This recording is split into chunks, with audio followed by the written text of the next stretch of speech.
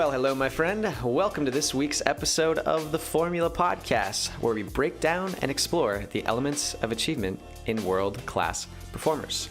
What that means is I sit down and interview people who are successful in their professional or personal lives in different fields, and I ask them about their experiences, challenges they've faced, and advice they would have for others who strive to achieve the same results that they do.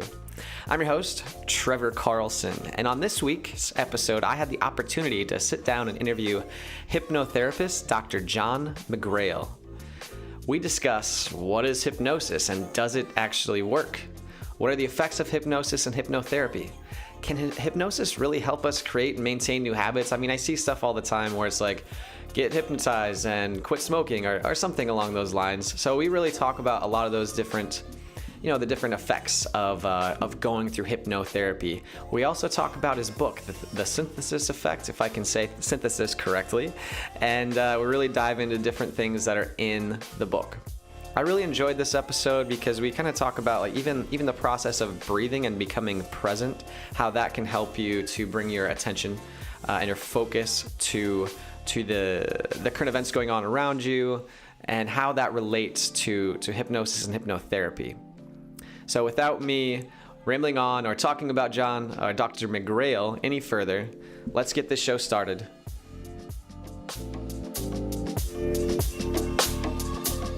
On this week's episode of The Formula, I have with us Dr. Don McGrail. John, would you like to tell us a little bit about hypnosis, maybe the effects of hypnosis? Because I'm assuming that I'm like a lot of other people out there listening right now that I don't know much about it, but I'm definitely intrigued. Sure. Well, hypnosis is widely misunderstood and feared by many, many people because what they know of hypnosis is what they see on stage shows. You go to Las Vegas or a business convention and you'll see a stage hypnotist bring a bunch of people on stage and they start acting like loonies and they do zany things. And the people that aren't up there think, oh, my God, they must have had their minds taken over. Or you see it in a movie or a TV show and some poor sap gets hypnotized and then goes and jumps off a cliff or robs a bank or kills somebody. And that's, first of all, stage hypnosis is real. The stuff they show you in the movies usually isn't. But what people don't understand is that hypnosis is a natural state of consciousness. And whether you know it or not, we all experience it every single day. And I'll give you some examples. Anytime you watch a good movie or even a TV show and you get totally hooked into it and you're feeling emotions, you're having an experience, the feelings you're feeling are quite real, but the experience is a complete illusion. And you're in hypnosis. When you enter hypnosis, this natural state of consciousness, other examples would be daydreaming. And I'm infamous for getting on the freeway and I start daydreaming. And the next thing I know, I don't even know where I am, or I miss my exit. And I'm sure there's a lot of people out there that have had that happen. Or you get someplace and you really don't remember how you got there. You've been in hypnosis. It's a natural state of consciousness. And so when you enter that state of consciousness, there's a part of our mind which we call the critical filter, the critical part of the mind that says, no, no, no, no, no. That part of the mind shuts down for a little while, and the subconscious part of the mind takes over. Now, your subconscious can't tell the difference between reality and illusions. That's what allows you to watch a good film and feel very real emotions, whatever they may be, or a TV show, or read a good book and get totally sucked into it and you can't put it down, or just daydreaming. Actually, when you fall asleep at night, you go from awake, you close your eyes, and then you go through this transition until you're asleep. Right before sleep would be what we would call deep hypnosis. So it's a natural state of consciousness. And the reason it's such a powerful tool for facilitating healing and change is because it allows us to communicate with the part of the mind that creates almost all of our behaviors, our attitudes, our values, our beliefs, and that's the subconscious part of the mind. Yes, I have a bunch of questions now about this because okay. one of the things that you said was like this mental state that we're in. This is a little bit off from kind of where I thought I was going to go, but so that state that you're in right before you fall asleep, it's what did you call that? Well, we would call it deep hypnosis, but it's an altered state of consciousness. Before you're asleep, you're still conscious. You're still officially awake, but your mind has shifted. Your brain has shifted. You've gone from what we call beta which is our normal everyday wakefulness, to alpha. And then you go from alpha to theta. And theta would be considered deep hypnosis. Then after theta is delta, and that's sleep. So those are just the terms they use for the brain activity. But the mind does change as you go through that progression quite a bit. It's really fun to watch somebody wired up on a PET scan, which is a way of watching brain activity, and see them go through from full wakefulness all the way down to sleep. You can see the different parts of the brain that light up and go out, and then that sort of thing. It's kind of cool. Yeah, that sounds really interesting. And the initial thought that I had was, what effects do someone playing on their smartphone right before they go to sleep have on their ability to get into that deep hypnosis or into those different types of brainwaves? That's a really great question. And, it can have no effect whatsoever for some people, but for some people it can have a very detrimental effect. There's an old saying, I work with a lot of people on sleep issues. And, one of the sort of the golden rules of sleep therapy, if you will, is that your bedroom and your bed is for sleeping.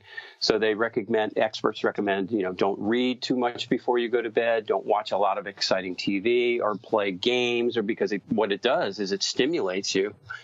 And it creates exactly the opposite effect. When Mother Nature wants us to go to sleep, there's a mechanism that begins that process. And if you disturb that mechanism through stimulation, it can really wreak havoc upon your ability to sleep. And for some people, it has no effect whatsoever. Some people need to read for a few minutes before bed. I'm one of them. I read about 2 pages and that's it. I'm done. So I don't get a lot done, but that's helps me go to sleep. But it can have a really deleterious effect on your ability to sleep if you're overstimulating yourself right before it's time to go to bed. Yeah. So it's almost like, if you're going to go to bed, try not to read in bed, try not to do anything else. Just go lay down, cut the lights, and call it a night. Well, if you are a problem sleeper, everybody's different. That's one of the beauty, the fascinating things about what I do, because every person is different. Every mind is different, and we all have different dynamics. Some people need to read before they go to bed. That helps them calm down.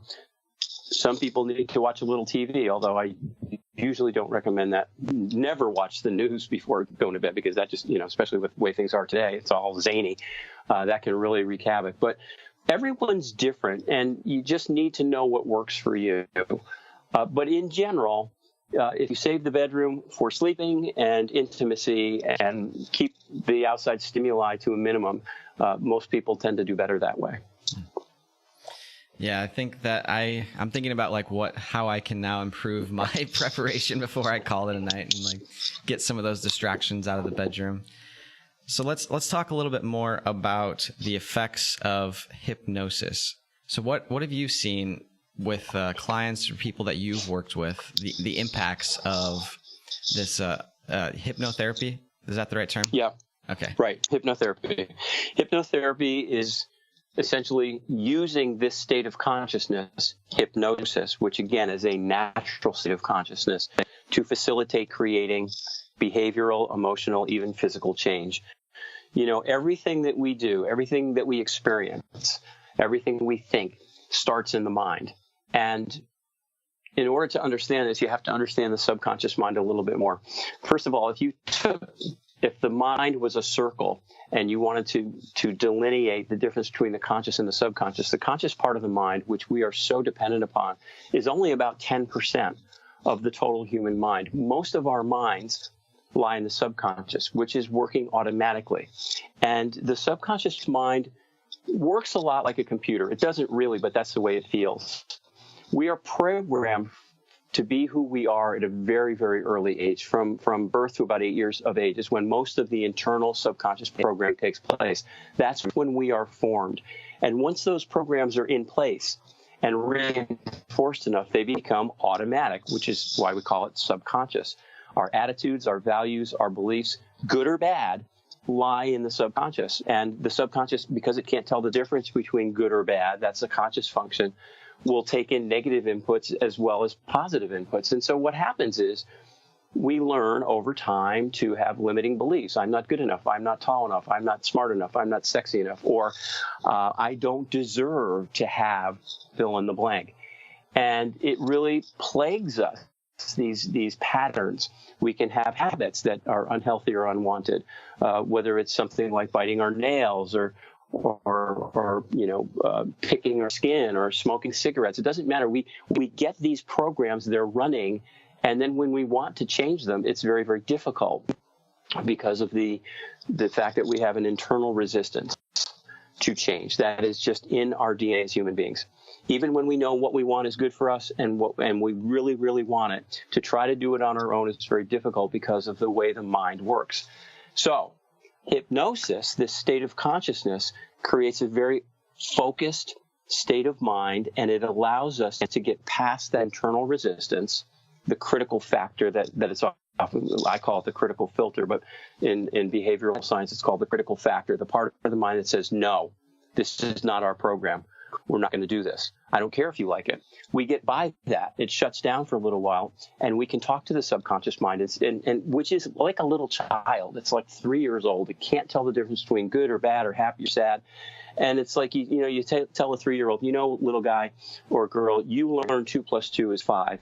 This habit you have, this pattern you have, this limiting belief that you have, you learned it, but it's not really true. Try this instead. And that's essentially what hypnotherapy is about. It's using the state of consciousness to get by our natural internal resistance to create change, the changes that we want, so that our lives work better. That's it in a nutshell. But I had to give you all that background so you would understand it. Right. And I appreciate that. I have a much better understanding of it now.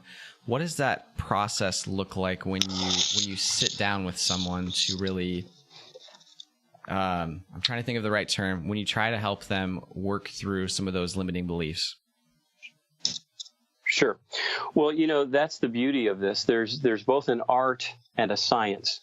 The science of creating hypnosis is pretty simple. It's been in use for 7,000 years, and because it's a natural state of consciousness, it's not hard to learn how to help someone enter hypnosis. The art of it is knowing how to use it to help them get through. So the way I do it, and I can't speak for everybody, but the first thing I usually do with a client is find out what it is they want to change. And I make sure that whatever it is something they want for themselves, not because someone else wants them to do it. Because if you don't want it for yourself, it's not going to work. So that's number one. And then I help them understand how and why they're in the mess they're in, whatever that is. How we learn these limiting beliefs, these bad habits, how they become ingrained, how they become part of our automatic subconscious mind, and why it's so hard to make the changes. I explain that internal resistance and how it works very, very thoroughly. Because a lot of people, when they have an issue, they think, oh, first of all, there's something wrong with me. And the second thing they think is, I should be able to figure this out by myself, because that's how we think in modern society. And so I create an understanding. There's nothing wrong with you. You're perfectly fine. You've got this thing. And here's why and how your mind does this. And they go, oh, my God, okay, there's hope. And then we begin the process of getting them comfortable with the hypnosis process, which is, again, it's a very, very simple process. And when we create that state of mind, then we begin to re-educate, if you will, to unlearn what's not working and to reteach the subconscious mind what we want. And it is a process. It can happen very, very quickly, and it very often does with most of my clients, but it can take a little bit more time. But in general, we're talking weeks, not months and years. It's a short-term therapy, and it's very, very effective. Do they tend to see a lot of maybe habit changes or thought changes pretty quickly then? Or how does that process really look from Well, they feel better. I mean, yeah, from the outside in, most people feel better right away. They leave the first session just feeling euphoric. It is a very euphoric state of mind, because now I know that I can change. I know that I can get rid of this, whatever it is, my nail biting or my cigarette habit or my fear or my phobia or my stress or anxiety, which is what I deal with most of the time these days, is stress and anxiety, because we are stressed as a society. So yeah, it begins with, oh my God, there's hope. And then I feel great. And then with the homework I give them to reinforce it, because I give them something to do every single day to reinforce this new pattern. And then over the course of usually a few weeks, yeah, it changes. Whatever it is they wanted to change changes. They're no longer feeling the way they felt. They're no longer doing what they did. With cigarette smokers, for instance, it's one session, 1 2-hour session, and that's it for most people. And then a habit that's been plaguing them for 30 years or 20 years, a pack a day, and their health is going down, is gone. Now, that sounds a little bit more magical than it is. There's work involved. As I said, there's homework involved with every issue and every client. But it is a rapid process. And people feel good because, if you're suddenly realizing that you can be free of whatever's been plaguing you. And we all have stuff. We all have issues in our lives that hold us back. And when you suddenly realize that you can get over those issues and you can change your life, and there's a way to do it, and it happens quickly. I mean, who wouldn't like that, right? Right. Is there a difference in the clients that you see that are able to really, let's say they do their homework well, they develop the new habits that allow them to either stop smoking or biting their nails or become less anxious? Is there a difference in the ones that you see and the ones who are able to maintain those new habits versus maybe not maintaining them as well? Yes, absolutely. And that was the basis of my whole synthesis process, the research I did for my doctoral, my PhD. There is definitely a difference because a lot of people, well, first of all, we've become a society of instant gratification. Everybody wants what they want, and they want it now. That's just the way we think. And technology's got a lot to do with that. But the truth of the matter is any change is a process. So I've noticed the people who truly, truly want to make the change, that's number one, are willing to commit to themselves. It's not a commitment to me, but it's a commitment to themselves and do the process, are the ones that do great. Because I'm sure many other therapists do this as well, but I give my clients tools and techniques so that once we're finished and they're feeling great and they've changed whatever it is they want to change, they have a way to maintain that. I give them tools and techniques, a little daily maintenance, just like taking care of your car.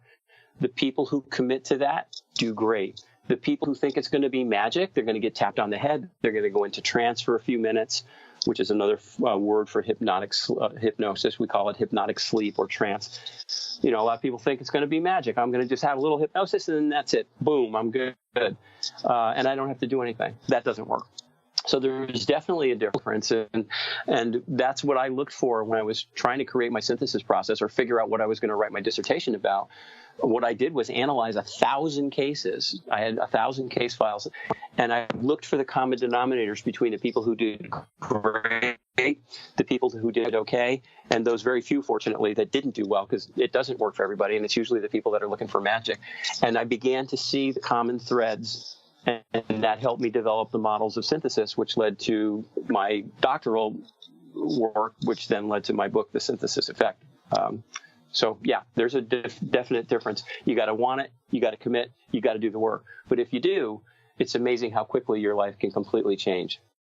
I have a couple questions about the like habit forming side of it. Once you've gone through the first session with them, is it sure? Because this was something I struggled with for a long time. Was I would sit down. I'd be like I'd read an article and be like, this was Steve Jobs or some very famous, successful person's daily routine or what they did every day. And I'd be like, well, I'm going to do that too. And so I would try to do these like 30 things in one day. And maybe the first day I'd get it done. And the second day I'd maybe get it like half done. And then by the third day, I'm like exhausted.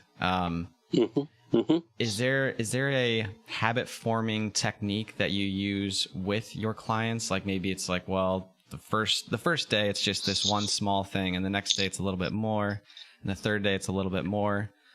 What does that look like?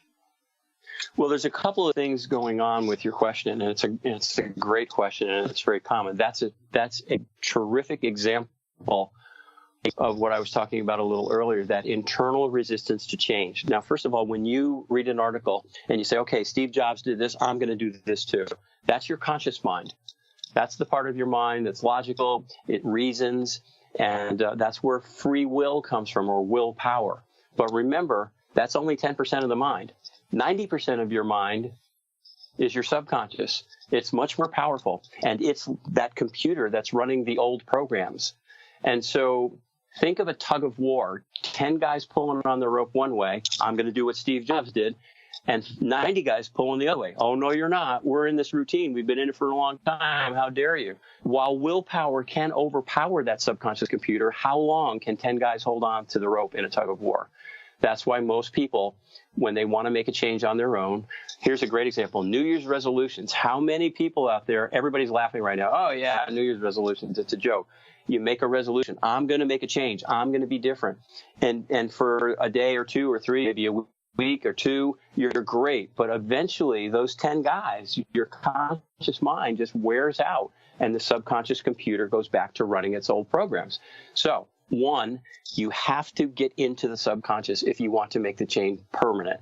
Two, it is a process. You know, I get people coming in all the time with a laundry list of stuff they want to change. And I go, great. Let's start with number one. What's the most important thing on this list? Let's rank them from most important to least important. And once they do that, we start working on the most important issue first. And as that begins to change, usually very quickly, the other ones start falling apart as well. So 2 parts to your question. One, what you're talking about is trying to use the conscious mind to overpower the subconscious programming, which doesn't work for very long. And two, you got to do it a step at a time. So it is a process. But again, with the right guidance and with the right practitioner and dedication to yourself, it's amazing how fast you can make changes permanent. For instance, weight loss. I've had people after 2 sessions go out and lose 100 pounds. Now, it takes time to lose the 100 pounds, but the mindset they needed to make it happen can happen very, very quickly. That's a little unusual. It usually takes a little longer than that. But I don't know if that's a good answer to your question. If it's not, I'd be happy to follow up. No, that was a pretty good answer, because the what I learned from my own experience on like the habit forming side of things was I read a book, I think The One Thing, I feel like that's what it was. Maybe. And it was like, you know, what is the like smallest, and I kind of want to get your thoughts on this too from like a subconscious, conscious point of view, is what's like the smallest thing that you can do today to like move the ball forward? So it's like, if you want to exercise, can you do 1 push-up today? Can you do 1 push-up every day for 10 days? Then after 10 days, add a sit-up. I mean, you don't have to stop at 10, but it's just saying like your only requirement for today to be a win is just do 1. Yeah. Well, that's getting back to the concept of process and repetition. You know, we don't learn our bad habits and our bad patterns overnight. They have to be reinforced, and the new ones have to be equally reinforced. That's why I keep harping on that word, and I keep coming back to it. But I do this all the time with my clients. It is a process. Life is a process. It's a never-ending process. Well, that's not quite true. It begins, then you're in process, and then it ends, and then you move on to the next process. But while you're alive, it's a never-ending process. So, yeah, I teach my clients 1 choice at a time, 1 thought at a time. What can I do right now that will take me further along, just as you described? What choice can I make that would feel better? And when you do that, and you do it with enough repetition and reinforcement, and again, through the auspices of hypnotherapy and other techniques that allow us to do it at a subconscious level, the changes can happen but very, very quickly. But there is no substitute for process. You can't go from point A to point Z and skip all the stuff in between. It simply doesn't work. But with the right mindset, you can go from A to B to C to D to E, and it's a joyful process. And that's what's really cool about what I do, is helping people learn how to do that. Yeah, it almost comes back to that. It's like a cliche saying. It's like how you do one thing is how you do everything. So it's like once you kind of start knocking down one obstacle, the rest just kind of fall away. That's exactly it. When I have my clients create their list of priorities of the things they want to change, because you know most of us have a laundry list, you know, and we think we're not supposed to, but we do. That's just the truth of it. I say, okay, now imagine that this list is like a pyramid with the most important on top and all the other ones. It doesn't mean the ones on the bottom aren't important, but this is the most important. Now we're going to invert that pyramid and stand it on its keystone. And when we knock that stone out, what happens to the pyramid? It starts to fall apart. So what you say is exactly right. That's how it works. Let's talk a little bit about the synthesis effect. Do you want to tell me a little bit more about the research that went into writing that book? Sure. Well, again, I was in my PhD program, and I was trying to figure out what I could possibly offer to the science of human behavior. I mean, we've been studying ourselves since we became modern humans, and I think, what do this little guy, and what do I have to offer that's original? Because when you do a PhD, you're supposed to do original research, and I was absolutely stymied. I mean, hypnosis is completely understood, and hypnotherapy has been in use for 7,000 years. And as I mentioned before, I happened to look at my file cabinet one day, and I said, wait a second. I got 1,000 cases, 1,000 people that I've worked with already, and they're all done. And I know that lots of them did great. Most of them did great. Some of them did okay. And there are a few, as I mentioned before, that it just didn't work for. So maybe if I go through these cases, I can figure out common denominators. What is it that allows people who do great? What is it that creates a mediocre but okay result? And what is it that creates and there are a lot of factors involved there that I couldn't really analyze because people are people. But going through all those cases, I started to see patterns. I started to see the common denominators. And that led to creating what I call the models of synthesis. And the synthesis process, if you look at the word synthesis, it's about creating a stronger whole from disparate ingredients. You take a bunch of ingredients like a recipe, you put them together, and the result of that is a synthesis of something greater, which is why I named the process that. So I started creating these models and seeing what the common denominators were, and I started incorporating what I knew worked into all my cases. And suddenly people were getting better faster 50% of the time. And that's how the synthesis process evolved. And then I had so many clients say, John, you got to write a book about this. This is amazing. I mean, I've been messed up all my life, and in 3 weeks, I feel like a new person. You got to write a book about this. Nobody else does this like the way you do. And so eventually I said, all right, let me see if I can do that. And I was really afraid that I wouldn't be able to. I've written lots of articles, but a 3,000 word article is not a 60,000 word book. And so anyway, I started writing it. I had my dissertation to guide me. That's how the synthesis effect, my book, came about. I'm really gratified to say that the intention I had for the book, which was to give people tools to use on their own, often, to create the changes in their life they want to, it's had a great effect. I've got thousands of letters and reviews on Amazon and Barnes & Noble are great. People really like it, and apparently easy to read. And I wrote it in a very friendly tone. So it's like having a session with me. There's lots and lots of stories about some of the folks I've worked with. And, I wanted it to be easy. I wanted it to be fun. I wanted it to be humorous, and I wanted it to be effective. And it seems like for many, many, many people, it's worked quite well. So I'm proud of that. Yeah, there's one line that I pulled from your website when you were discussing the book that I wanted to ask you about because I thought it was really interesting. Sure. And that was, you said that I believe that life is supposed to be fun and synthesis. Now I'm butchering the word synthesis. That's okay. I do it all the time. I don't feel as bad since it's your book. Right. So synthesis shows the way to make it so. Yes. So how is that? Well, rule number one, life is supposed to be fun. And again, if you look at Western society, modern technology-driven society, we are taught, and it is drilled into our heads almost from the day we come out of the womb, that life is a struggle. No pain, no gain. That's sort of the cliche mantra of modern Western culture. And the truth of the matter is that is not the way life is supposed to be. I do believe that life is supposed to be fun. Now, when I define fun, that's not an endless series of hedonistic experiences like you're out partying all the time. What I mean by life is fun is that when you get up in the morning, you look forward to the day. You love what you do for a living, hopefully, or at least you like it enough so that it's not horrible. You're really happy with your relationships. You're happy with the choices you're making. You really love and honor and respect yourself, and you like the way your life is unfolding. And when you get into that mindset, life does become a lot of fun because you do look forward to every day, and it is a joy. It's not a drudge. So that's rule number one in my methodology, is life is supposed to be fun. And the synthesis process is designed to help people make the changes they need or want to make it so. whatever their fun may be. Everybody's got different stuff. So if you're being held back by an unhealthy or unwanted habit, or a fear or a phobia that's keeping you from doing something that you'd like to do, like getting on an airplane and going on vacation, but you're afraid to fly. It doesn't matter. It doesn't have to be a real big thing, or you're overstressed, or you're having anxiety. Whatever it is that's keeping you from enjoying your life, the synthesis process is designed to help you change it. And for many, many, many people, it works really well. I mean, there's no silver bullet, but this seems to be a process that a lot of people get a lot of benefit from. Yeah, absolutely. It sounds like it's had a lot impact on quite a few people.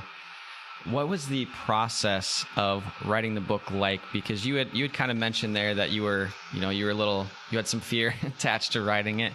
So I'm just kind of curious what that process of sitting down to actually put the book together was like, and maybe some things you learned along the way. It was both a joy and it was terrifying because I didn't know if I could actually do it. But then I started thinking about all the work and all the experience I've had. And I've been a student of human behavior and a fan of philosophy and anthropology and theology for my entire life. So I started with the basis of my philosophy, which is taken largely from Native American philosophy. The native peoples of the world don't live the way we do. Those that still live what they call the old ways, in balance with the earth and themselves and the universe. There's a whole different energy. There's a different way of thinking. And that's how I started the book. This is the way we used to be before technology took over, before we sort of separated and isolated ourselves from our ancestral home, the earth, and our spirits. And then it just sort of built upon that. And I realized that what I needed to do was, number one, create understanding, because most people don't understand why they're messed up. They don't understand how their mind works. They don't understand that they think they're just stuck with what they have. So I figured out 3 ways to do it. I'm going to create understanding. I'm going to develop some models, many largely metaphorical, because metaphors are such great teachers, to help people understand how and why we are the way we are. Not just as a society, but as individuals. And then I'm going to introduce some of the tools, these techniques, these models that will help them begin the process of change. And then in the third part of the book, I sort of present how to use the tools in a step-by-step process. And then along the way, while you're reading about it, you're actually doing it. Each chapter at the end has what I call action items and items to review. So here are the key points in the chapter. This is what I want you to remember. Here are your action items to begin your synthesis process for yourself. And each chapter builds on the next. And then at the end of it all, you've learned about it, you've read about it, you've read about other people that have done it just like you, people like you and me, everyday people. You're in the process, and now you're doing it. And along the way, have some laughs. Let's have some fun, and some at my expense. I had my own issues a long time ago, and so that's kind of how the book came together. And the hardest part was putting what is a 3-dimensional process in a linear book, because in a book you have to go from chapter 1 to chapter 2 to chapter 3.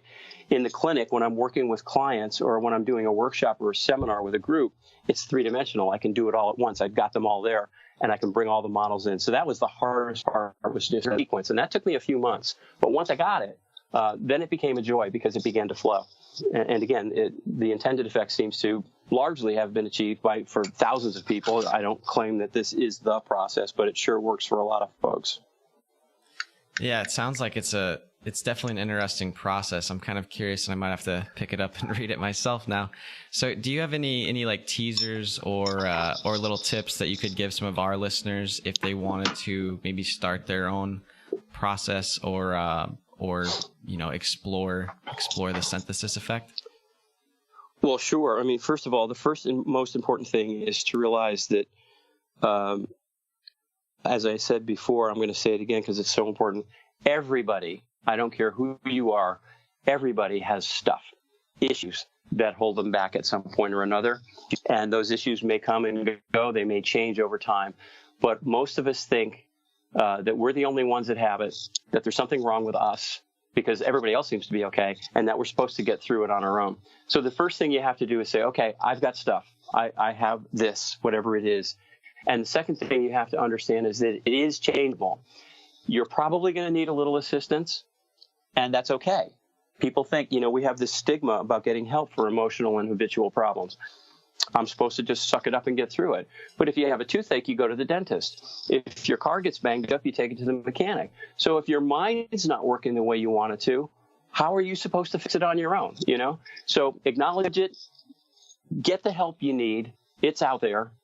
And then be willing to go through the process. And it's amazing how fast things can begin to change. And if my book is the catalyst for people doing that, and like I said, you may just be able to pick up the book, do the process, and find that you're on the other side all by yourself. But if you're not, if you still need a little help, there's a whole appendix at the end of the book designed to help people find the right help. The right professional help. Friends and family do not make good therapists, but I give guidance. In fact, they make the worst therapists on the planet. But there's a whole appendix about how to find the right help. And I always offer this whenever I do a show like this. If anybody at the end of this is curious or has questions, they can reach out to me. I promise a personal response. Some people may end up working with me, and others may not. I've got clients all over the world. The beauty of what I do is that you can do it remotely. But if you acknowledge you have it and you want to make the change and you're willing to get the assistance, you can transform your life in no time compared to what it took to get where you are. Instead of years and years and years, it's weeks, maybe a couple of months. But what's a couple of months in the big scheme of things if you're living rule number one? Life is supposed to be fun. Yeah, I think I could remember that a lot more, and I think that there's a lot of other people out there that maybe need to take things a little bit less seriously. I mean, in the grand scheme of things, most things don't really matter that much. So, well, that's one of my techniques. One of the synthesis techniques is all about when you got something that's really sending you sideways, is to just take a step back, admit you have it, whatever it is, and then just rewind your clock, rewind your life until you find the moment that you started going down this path, because it's always a moment, something someone said or something you read or something someone didn't say that you wanted them to say. There's always a moment that creates these periods of feeling icky.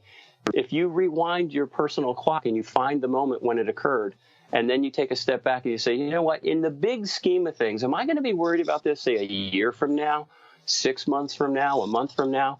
And 99.999% of the time, the answer is no. Well, then you can say, well, why bother? Why give it any more energy? Let it go. And it's amazing how easy it is to do that. I call it the theory of emotional tides. You find yourself in an emotional low tide. You're in the goo. You feel terrible. Well, go back to find the moment when the tide started going out. You'll find it. I promise. It's there. And then look at it from a big picture point of view and realize, it's not really worth my energy. Boom, the tide starts coming back in. It's a great little technique. Yeah, I'm going to have to try that. I'll probably use like some form of writing or journaling to do that, though. That's fine. Yeah. No, that's usually how I do my reflection or looking back. Because as you were telling, walking through that short process of like getting out of the low tide, as you called it, I was thinking about, whenever I find myself in like let's say I've gone through a breakup, or maybe something career-wise hasn't worked out the way I wanted it to, or I didn't get the response for something or a gig, the first thing I usually do is, once I realize that my mind is not exactly where I want it to be, I kind of sit down and I'm like, okay, why am I feeling this way? What can I do so the next time that this situation comes up, or what can I learn from this so the next time the situation comes up? That way I know what to do next time, so I don't necessarily feel the same way.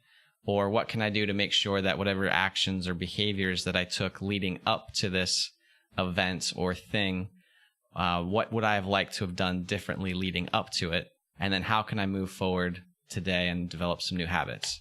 Does that sound like I'm just curious, because I picked this up from like piecing together other people's like routines. Yeah.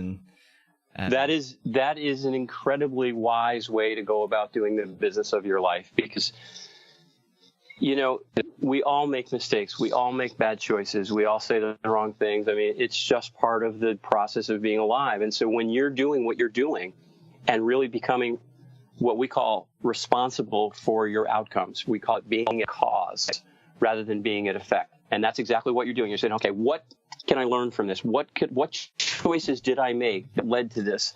And what can I do differently the next time? And I'm going to remember that, because there will be a next time, and then I'm going to make a different choice and get a different result. It doesn't get any better than that. Life is a process of learning. Every choice you make results in something, and there's a result. And what I teach my clients and my students is exactly what you're doing, Trevor. If you make a choice and you don't like the result, then learn from that, successfully learn from that, so you make a different choice next time. If you make a choice that works for you, then do it again. And as you keep going through this process, you get better and better and better and better at making good choices for yourself. And pretty soon, you're living rule number one. So yeah, that is exactly how to do it. Notice that in your process, you don't acknowledge that there's anything such thing as failure, just learning. You know, something didn't work. Okay, fine. I'm not going to do it again. I've successfully learned what doesn't work for me. Something did work. Great. I'll keep doing it. I successfully learned something that does work for me. Either way, you're a success. So you can get rid of failure. And what a beautiful load off people. You know, there's only one failure, according to Christopher Morley, who was a late 19th century writer and philosopher, sort of along the lines of Mark Twain. The guy was brilliant. And I highly suggest people look him up. Google Christopher Morley and his quotes. But my favorite quote, I think, of all time was from him. It said, there's only one success: to be able to live your life in your own way. So if there's only one success, that means there's only one failure. All the rest is learning. And boy, that just takes such a load off you. Okay, I don't have to worry about failing anymore. I can just go learn. I can explore. I can have this adventure. And when it doesn't work, I was successful learning what doesn't work. And when it does work, I will. So yes, your process is spot on. I couldn't recommend a better one. Oh, man. Thank you. I feel pretty good about it now.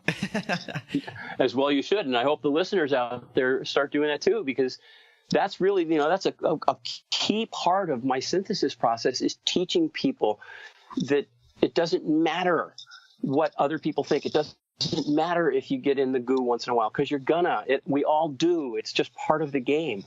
What matters is what we do with it. And, going back to Christopher Morley's quote, if you think about it, you get to the end of the line and you're running out of days on the planet and you're getting ready to transition back to the non-physical spiritual world. You're going to have to ask yourself a question. How did I do? How did I do with my life? Did I live my life in my own way?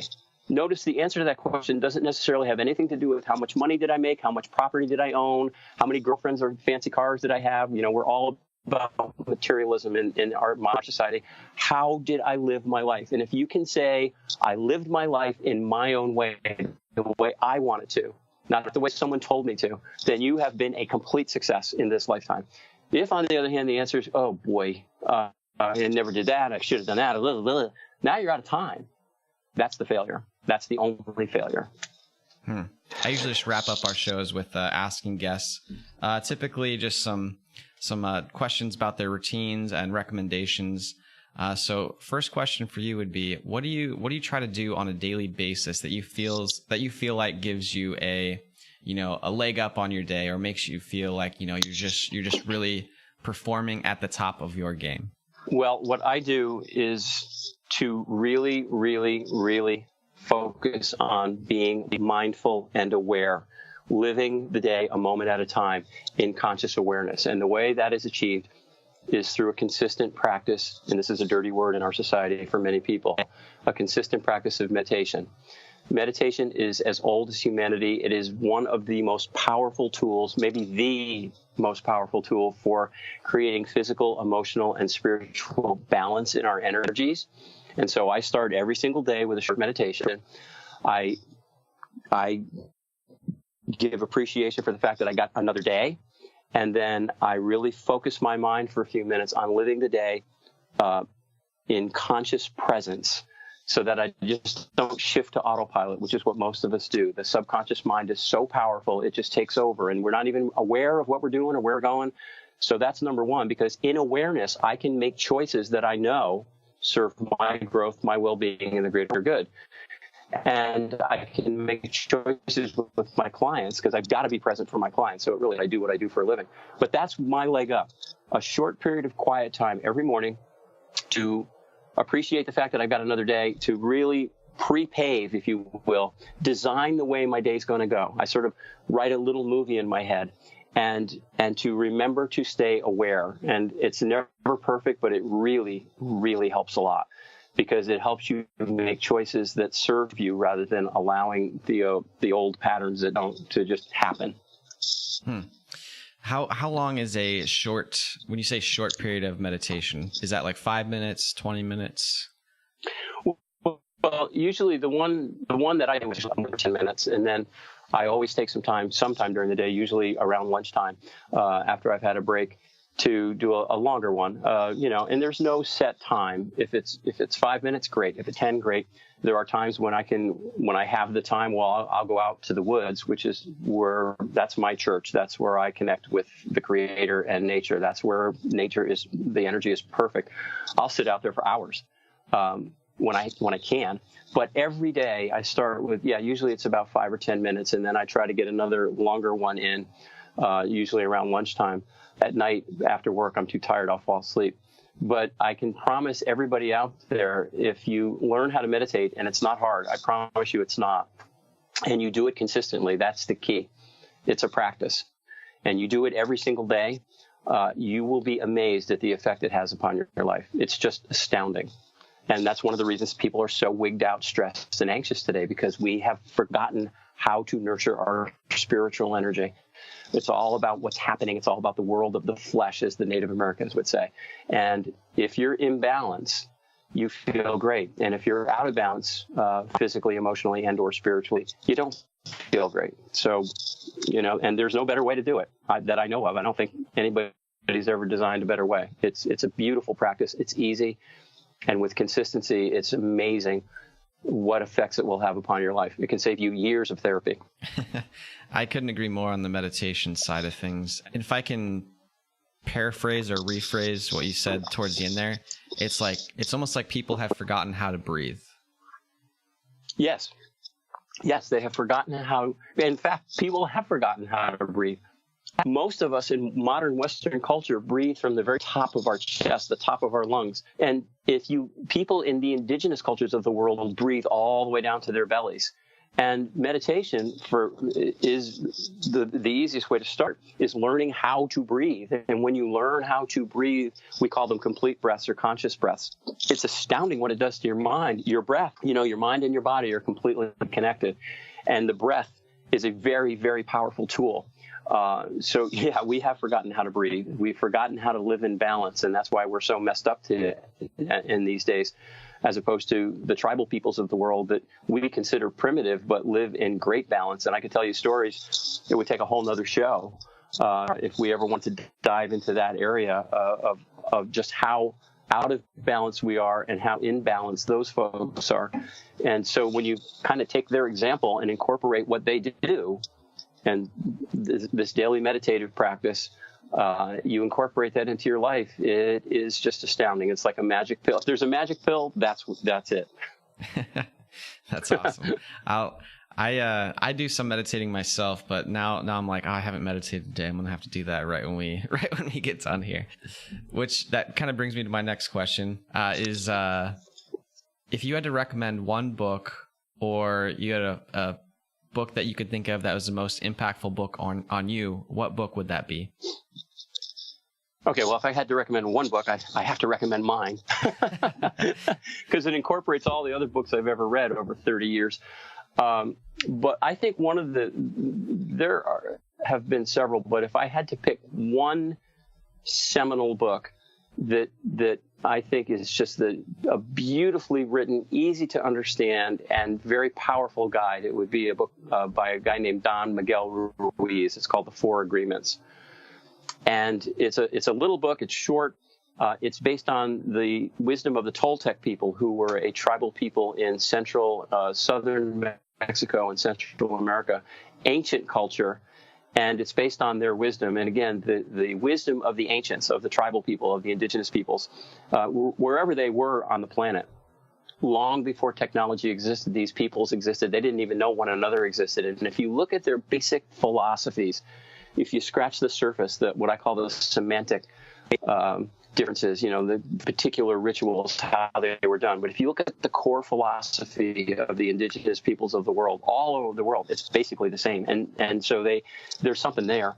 The 4 agreements are 4 simple agreements. It's easy to read. It's easy to understand. And if you commit to doing these 4 agreements, it's hard to mess up your life. I've done one book beside mine, of course. I think it's just fabulous. It's easy. It's short.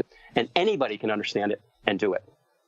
Yeah, I had one or two other guests actually recommend that book as well, and I feel slightly guilty that I have not read it yet. So, well, I highly recommend it. I assign it as homework to many of my clients. I never assign my book, by the way. I always encourage them to read it, but I also say, hey, look, we're doing the process, so you can read about it while we're doing it, but we're doing it anyway. But it's just a fabulous book, and there are others. There's another one. Both a book and a movie. I actually prefer the movie. It's called What the Bleep Do We Know, which came out several years ago. I think you can find it on Amazon. And that's a really, really good introduction to the nature of reality and energy and how we create our own reality. Whether we think we do or not, we do.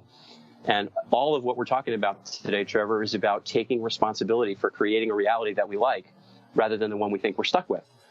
We feel like life is happening to us when, in effect, whatever's happening to us, we have manifested. And so that's another one. What the bleep do we know? I could just go on and on and on, but the 4 agreements is really a tough one to beat. Simplicity, a great process, and it is a process, but 4 simple things to keep in mind. That's not a lot. And if you incorporate those 4 agreements into your life, you will be living differently for sure. Yeah. All right. Talk me into it. I'm going to have to read it now. You won't regret it. You'll thank me. All right. I'll send you a message as soon as I'm done with it. Okay, great. All right. Well, this pretty much brings us to wrapping up our show. John, I really want to say thank you for taking the time to just show up today and have a conversation with me and share some of your experiences. Is there any message that you would like to leave our audience today? Yes, there is. And I think this is it. First of all, thank you for the invitation and for your generosity. As I mentioned before we went on the air, you provide a great service to people, because the one message I want to leave everybody is that whatever you have going on in your life that's not working can be changed. You can learn to live the life of your dreams. You don't have to live the life you think you're stuck with. It is doable. You have everything you need within you to make it happen. You're probably going to need a little assistance to tap into what you have in you, but it's there. And when you do, you'll find that your life works the way it's supposed to, joyfully, abundantly, with love. Life is supposed to be fun, and it can be. Well, ladies and gentlemen, that is a wrap for this week's show. Big thank you to Dr. McGrail for taking the time to sit down and chat with me about his experience in hypnotherapy. If you'd like to check out any of the things that we talked about in the show, as usual, go ahead and check out the show notes. I've linked to his book and anything else that we really talked about, the movie, all sorts of stuff. Now, if you think that you would like to hear more podcasts or you find our content enjoyable, which why wouldn't you, go ahead and head over to our Facebook page. That's facebook.com/Helix Academy, or head to our website, helixacademy.co, and sign up for our newsletter, where I'll send you a bi-weekly or monthly newsletter filling you in on all the stuff that we have going on. We do have a few upcoming surveys. We will be giving out some prizes and giveaways. We also have a couple online courses coming out. We have Matthew Rota's, Drew Curtis's, and one other one that's not quite ready to announce yet, but if you're on a newsletter, you will find out about it and definitely get a little bit of a discount once it comes out. So that's a wrap for this week's show, and I look forward to you tuning in next time. This episode of The Formula was produced by Helix Academy, and the music was provided by the artist known as Moods. Make sure and check him out on Facebook or Spotify. That's MOODS.